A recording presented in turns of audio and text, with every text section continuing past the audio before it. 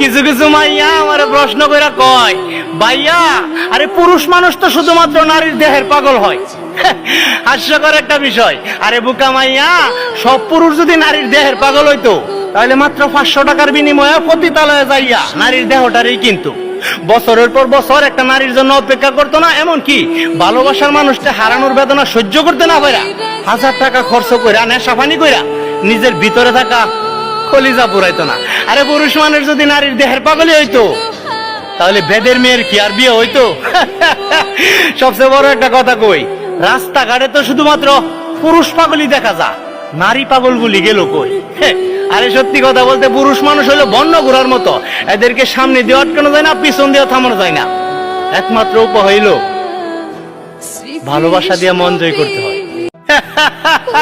কিছু কিছু মাইয়া আমার প্রশ্ন কইরা কয়, ভাইয়া আরে পুরুষ মানুষ তো শুধুমাত্র নারীর দেহের পাগল হয়।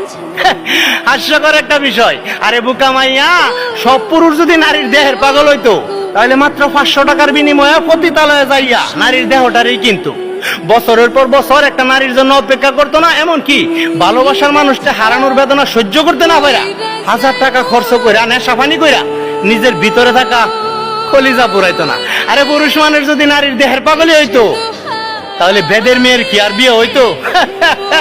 সবচেয়ে বড় একটা কথা কই, রাস্তাঘাটে তো শুধুমাত্র পুরুষ পাগলই দেখা যায়, নারী পাগল গুলি গেল কই?